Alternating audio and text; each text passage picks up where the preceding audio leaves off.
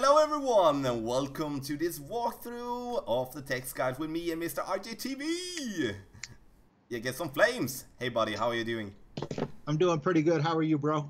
I'm doing fine. So it's time to go through the Club Oceania Tournament text guide. So we're going to go through Rookie, Pro and Expert and Master Division just as normal. And before we start, do not forget to hit that subscribe button on the channel here. Also, do not forget to jump over to It's RJTV and hit subscribe button there as well. And we're going to try to go over everything. You will see in the video description down below.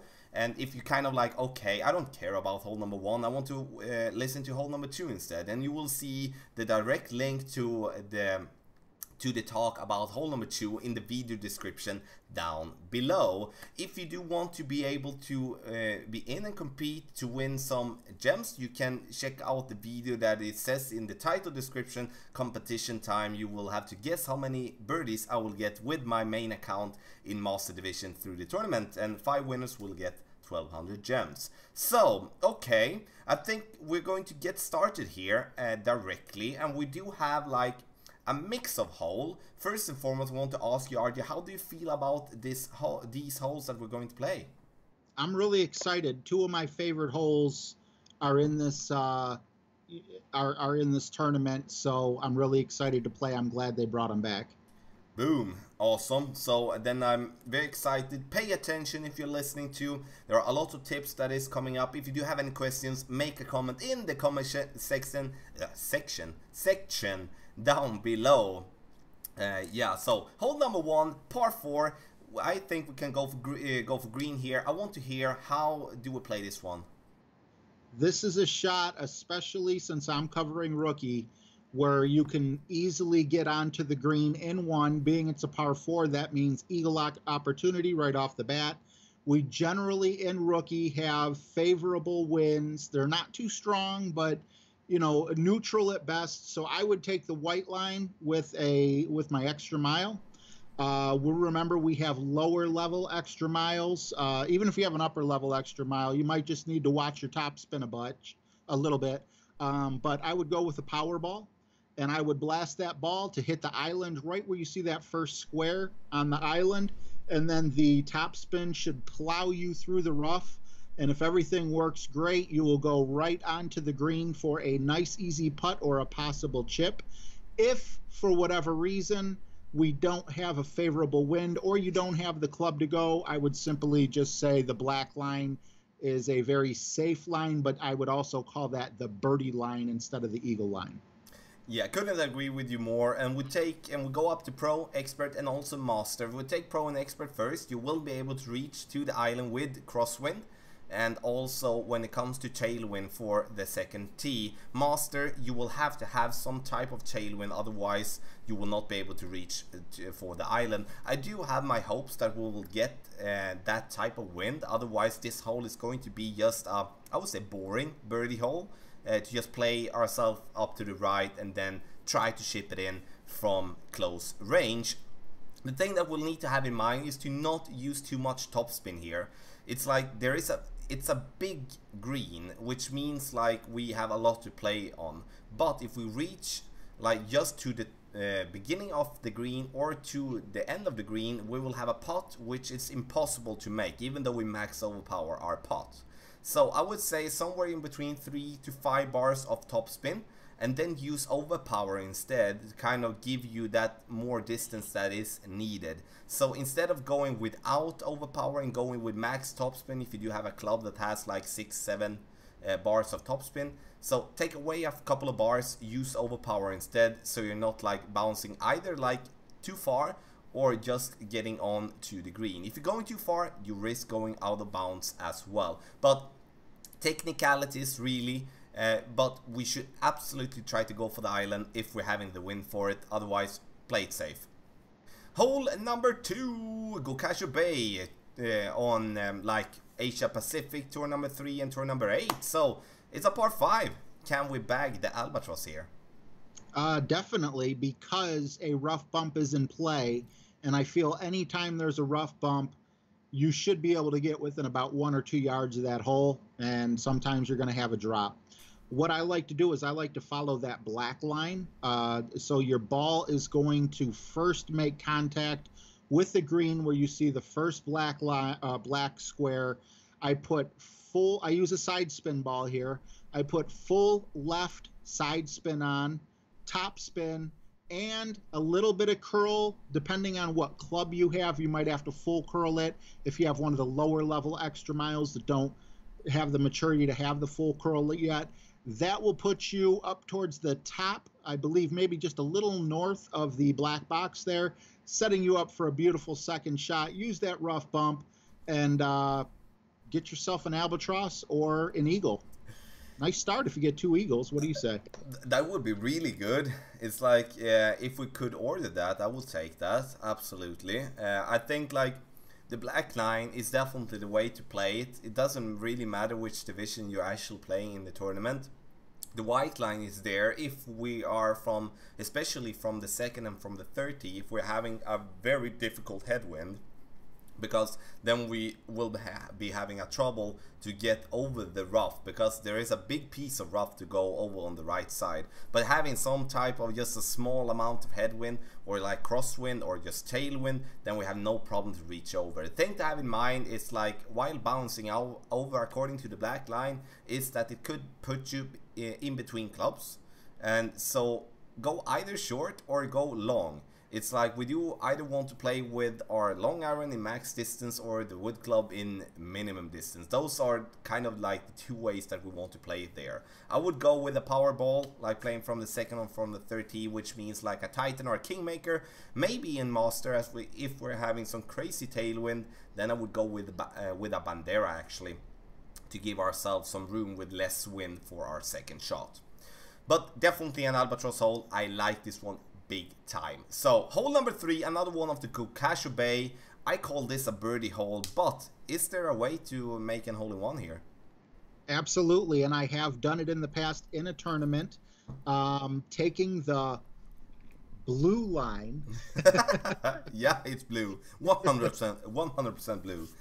Thanks. Yes, taking the blue line. I go with no spin. You know, I really like a sniper here because you get the awesome ball guide, but if all you have is a Viper, I would say no spin. You know, hitting right there, that's like the only spot where I see consistent flat, and then the ball just seems to perfectly glide right over by the hole. That's where I got my hole-in-one. If you do have the sniper, even if it's a lower level sniper, you're only going to need 1 or 2 bars of topspin or backspin, but because you get the longer ball guide, you'll be able to, you know, adjust seeing where your ball guide is. So for this particular hole, I would also go with a wind reduction ball just to make your shot that much easier for the potential ace. Yeah, and I will just build on the thing that I try to jump in with in the beginning, like as a birdie hole. In my opinion, from the second and from the 30, I dislike this hole a little bit actually, because you need to rely on the bounces to be in your favor. If you're getting just slightly off base, then you can potentially put yourself into any of the bunkers that is there. Then you're going to have a big problem to even make the birdie. I will have a hard time to see many hole-in-ones here, but it's absolutely possible. Sure, even though it's shown a black line and there is a white line as well, but the 100% absolute perfectly blue line is showing the best way to play this hole, in my opinion.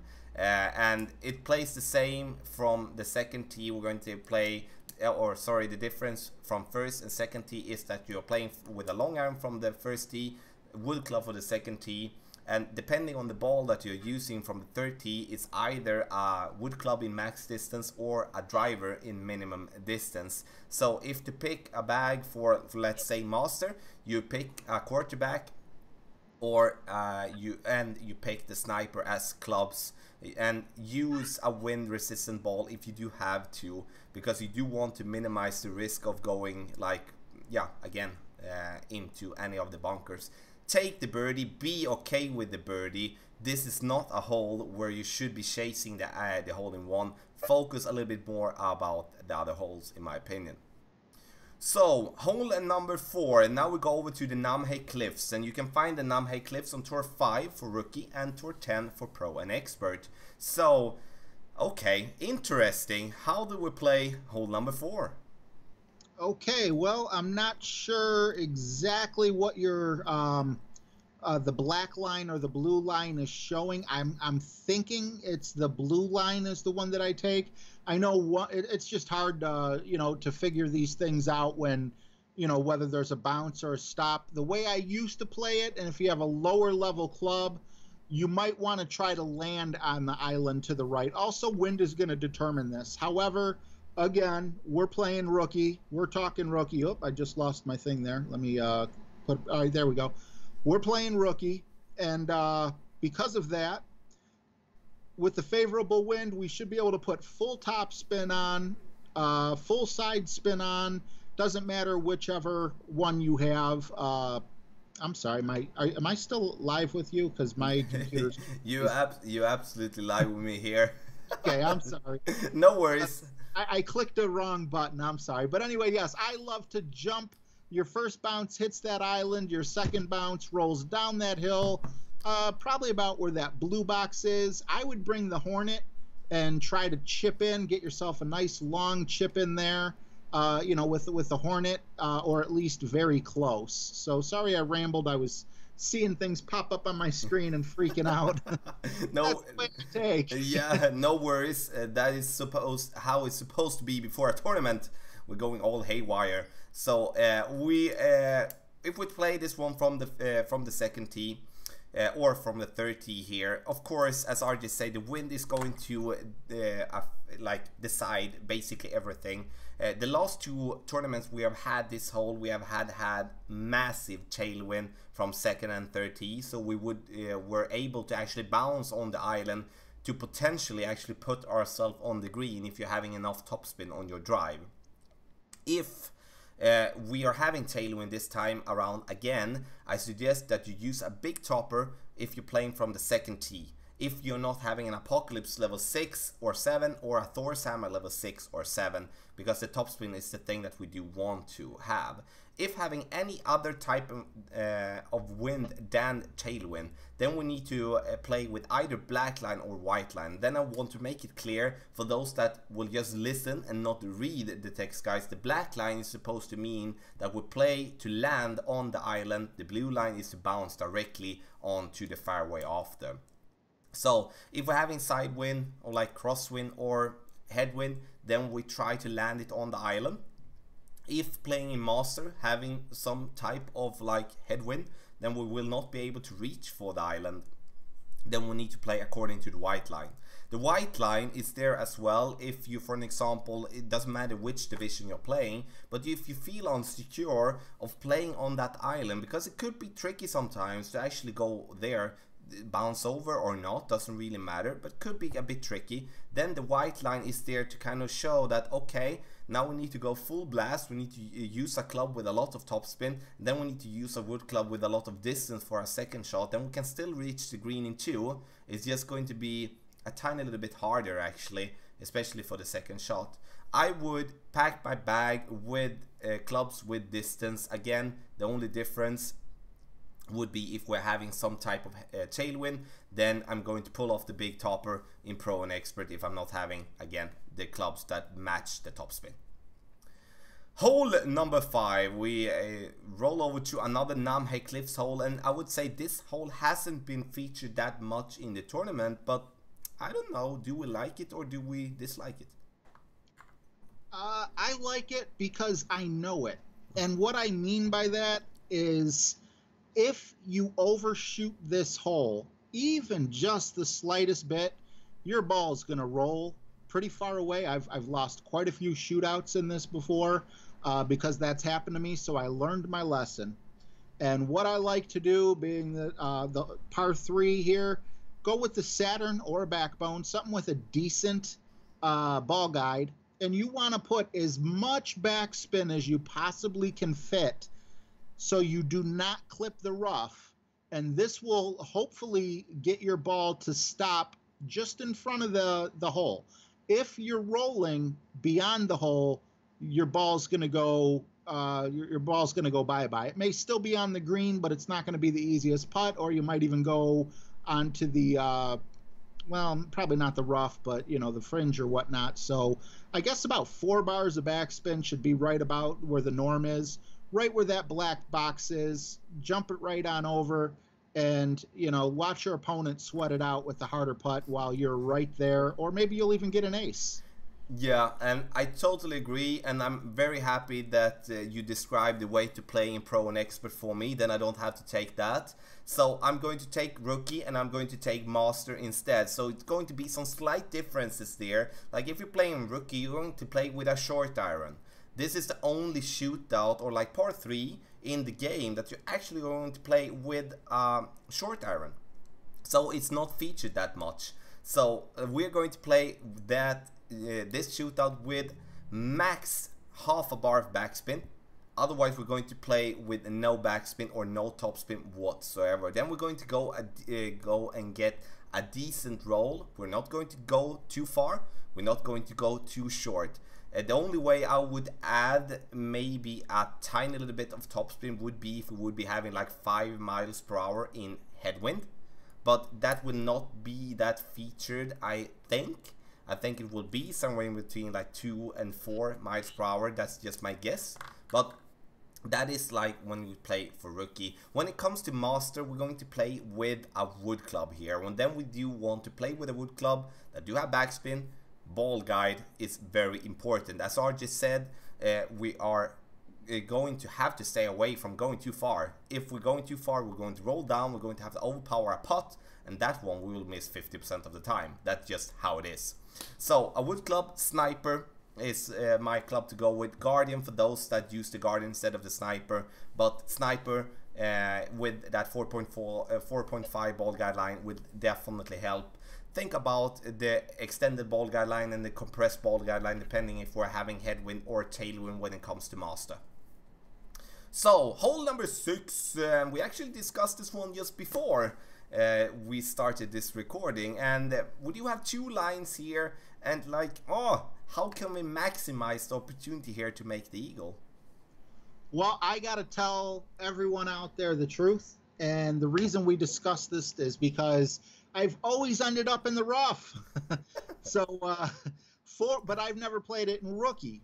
I have been doing some studying on Rookie, and what I have found is if we go with the quarterback and bounce it right about where that first black line is, put some left spin on it, maybe a little bit of left curl. Just be very careful. You don't have to get all the way up there. That's one of the big keys to the black line. And then you got your second shot right there for the rough bump. We discussed the white line, which I believe I will be doing in Pro. But I'm going to listen to Tommy say that so I can watch this video again and do that before I take my shot.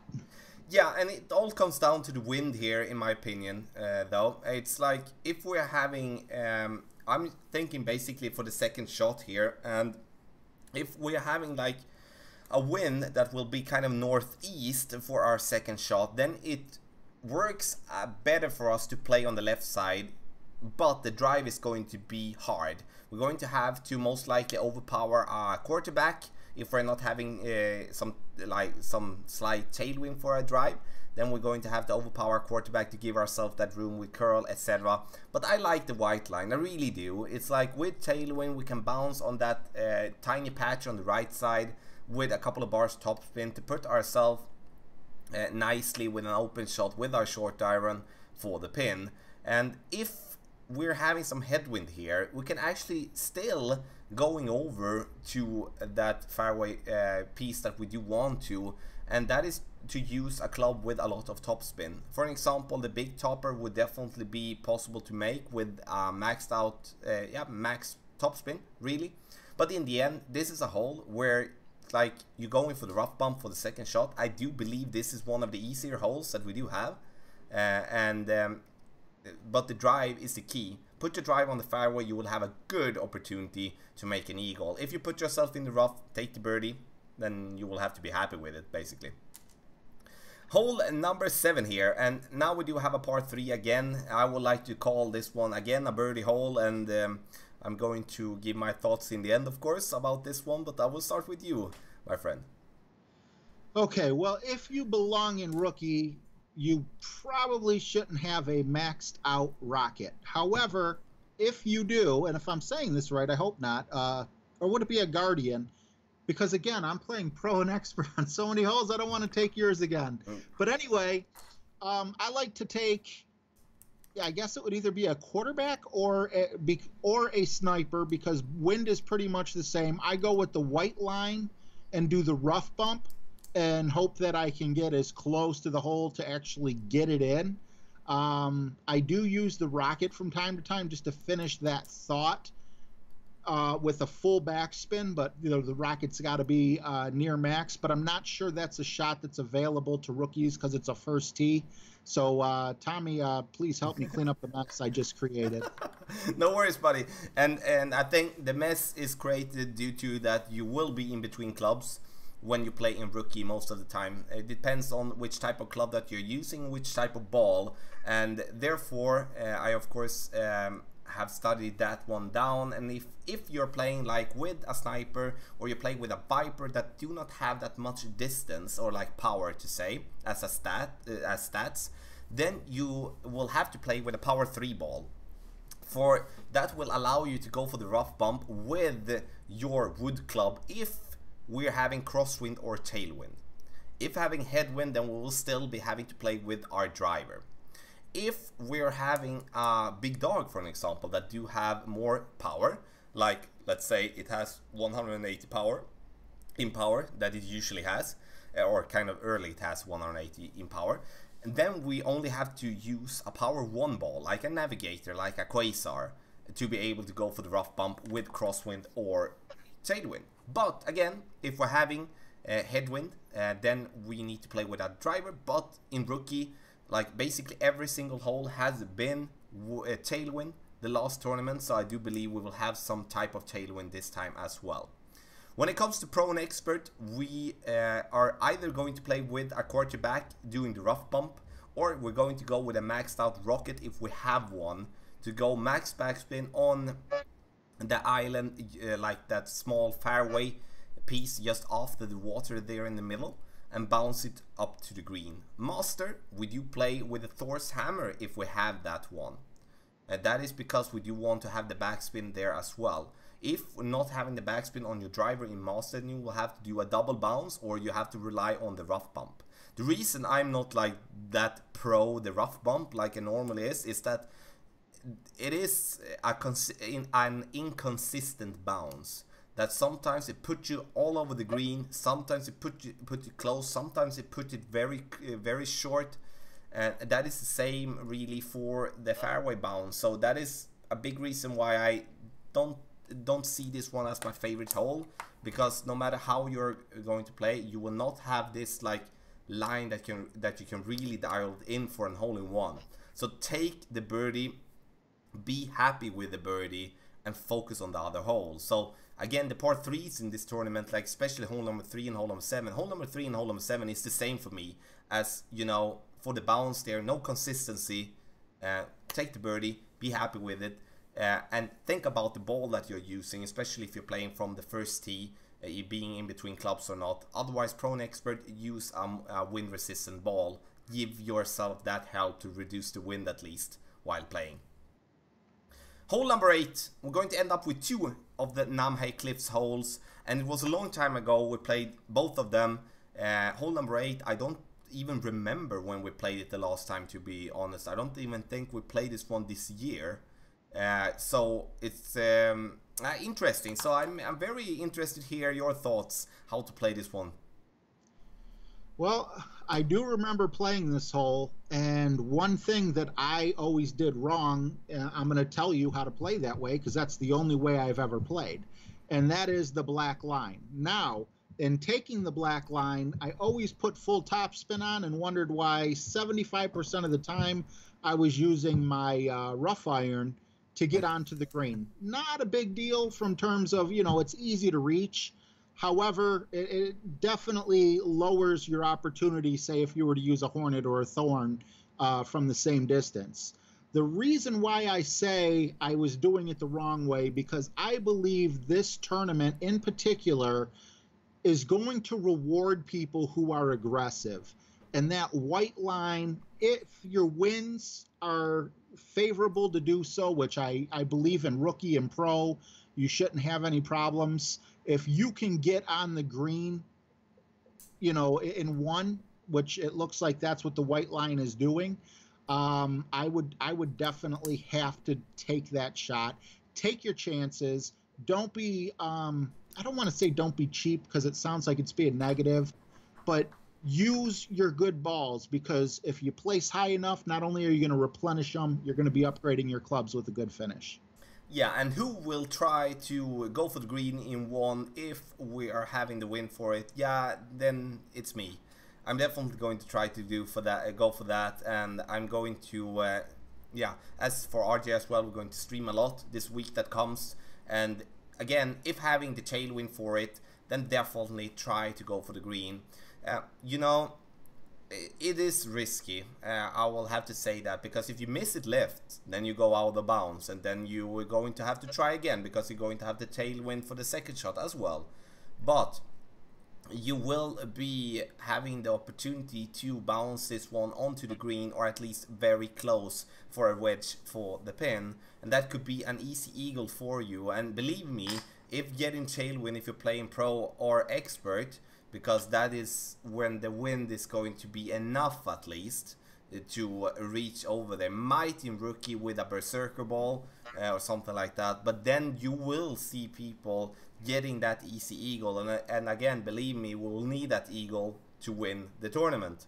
So to have that in mind while going into hole number 8. But otherwise, we do play it on the right side according to the black line.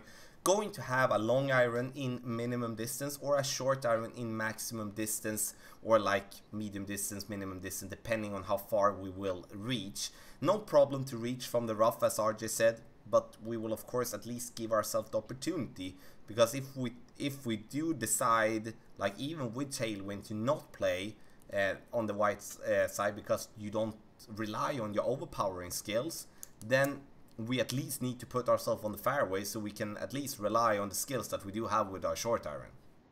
So again, as you can see with the balls here, I'm kind of suggesting a Titan or a Mauling with rookie. It depends again how you're going to play it. Titan if you want to reach over. Maybe a Berserk could be applied as well, depending on if you want to overpower or not. Pro and expert, then we're going to have a Titan or a Berserker. And the Berserker like for tailwind, Titan for otherwise, Kingmaker or Berserker for master. So it works the same.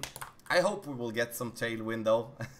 I love to be aggressive, and I know it is a bit sad when it comes to like the differences in tailwind and stuff like that, but this is a hole that no matter what type of tailwind we're actually going to get, everyone is going to be able to play the same type of shot, so there will be no like negative differences amongst the players on hole number 8. Hole number 9, Name Cliffs. I remember this one very, very clearly. The reason I do that is because I actually did hit an eagle twice on hole 9, 18 in the Creepy Cliffs when I scored -32 in Master, which has been my best score yet, which was also the time where there wasn't a bunch of tailwind and stuff like that. So this hole lies warm to me. And so I'm really interested to hear how we're going to play this one. Well, I just said let's go aggressive. That's how you win tournaments. And now I'm going to go conservative. And the reason I'm going to go conservative here is because I don't see, for us rookies, the benefit, in weighing out the risk and the benefit and reward. I like taking the black line. Be very careful with your topspin, because that green actually slopes down and will take your ball into the water. So you want to land right about where that square, well, you want the ball to stop, actually, I should say, right about where that black square is. Bring the big dog with you just to make sure you have enough distance for that second shot. The only worry that you'll have is make sure you make a proper wind adjustment so you do bounce that ball between the sand trap and the rough to get onto the green in 2. and then you can have a decent opportunity at an eagle shot. Yeah, this is an eagle hole. Even though it lies warm to me, this hole, most likely just because it was in that tournament when it went really well. But the black line, it will be the most common way to play it, and it might look very scary to see it down up there, to have to hit that specific spot. But I do believe, like, use some distance there for that shot. It's like we don't have to aim just by the end of that that point. We can use a Cataclysm or a big dog or an upgraded Guardian to give ourselves the distance that is needed for the second shot. Have in mind we're playing downhill, so we'll have to add 10% on your adjustment on this particular drive. That's something that is very important to have in mind. So we're going to, from Pro and Expert team, we're going to play in max distance, then we add 10% on that adjustment. Master, we're going to have to play a little bit further behind, and then it's going to be a little bit different. But in the end, then we are just going to use more topspin and still going to adjust 10% more, as we're going to have the same type of distance with a club, of course. Second shot, we try to just bounce it over to the green. There is it's a bumpy road towards the green, and I would say make it stay close to the pin there. If you go too long, you will roll down into the rough on top of the green. If you go too short, you can stay in the rough just by the water or going into the water. I will have to mention the white line because it's written out there at least, and we need to. I need to mention it though, even though it might not be the best way. I would say Master, take that thought away directly. I think it's too risky. If having like massive tailwind, nah, sure, that could be something. But otherwise, Pro and Expert, if having like some side wind to the left that also has some tailwind in it, then we could curl it around and put ourselves as far to the left side as possible on the second fairway. It's a tougher drive in my opinion, but the second shot, while bouncing on that tiny island there in the middle of the water, is actually easier than you think, and it's going to give you a consistent bounce towards the green, which you will not have by going according to the black line. But again, it's a more aggressive line, and it's still not going to give you a much easier albatross. But you know, we are fighting for the eagle here. Take the eagle on hole 9, and also when it comes to be the hole 18, and you go and you're going to see yourself absolutely not having a bad score compared to your opponents on hole number 9. So, okay, that was the 9 holes we're going to play. I will just like summarize it with, like, we have 5 holes of the Name Cliffs. That is tour 5 rookie, tour number 10 for Pro and Expert, which is World Links. And when it comes to hole number 2 and hole number 3, which is the Kokasho Bay, those you can find on Asia Pacific. They are not available on tour 3, so rookie cannot practice those holes. You can only practice them on tour number 8. And then when it comes to 6 and 7, that is the Oasis, and you can find those on tour number 4, 6-star hotel for rookie, and tour number 9, 6-star hotel again for Pro and Expert. So, any final thoughts, RJ, about the tournament? Again, I like being aggressive on this particular tournament. I'm really looking forward to it. I think there's going to be minus 28s, minus 28s for your relatively average players that take the time to watch the videos and put together notes and things like that. So be prepared for some stiff competition. Yeah, definitely. It's like you need to put the work in, otherwise you will not win. It's like there's no one in this game that can go in and just wing it and then, way, let's go for gold. It's going to take time, it's going to take notes, it's going to take determination, and of course some skill in the end, and a tiny little bit of luck maybe. But if you do the work, then you at least can't blame yourself if you're not winning. There are some excellent players in there. I agree, a general score for winning minus 28, around that in the different divisions, depending on the win that we're going to have, of course. So we say thank you, both of us, and we hope that you found this video as the earlier ones as educated and good as you possibly thought. And if you do have any questions, make a comment in the comment section below. I will be streaming basically every single day. I might going to tune in for some earlier streams for you players that are from other parts of the world than like Europe and United States. So stay tuned for that. I don't have the complete schedule yet, but I will get it out there. But how are you going to stream, RJ? I know you're a late streamer on Monday, right? If I'm not mistaken. Yes, I always have my doctor's appointments on Monday, so after 8 o'clock on Monday, and then I'd like to get on right around the 6 p.m. mark for the rest of the week. I'm also going to be streaming every day except for probably Wednesday. I hope to be qualified by then. That's just kind of a day to have in case, you know, I don't qualify, which I really don't see that being an issue, because those of us that watch these videos definitely have an advantage over others that don't even know we exist.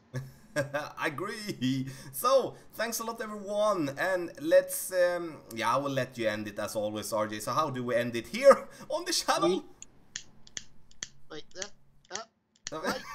Happy stroking. Happy stroking, everyone.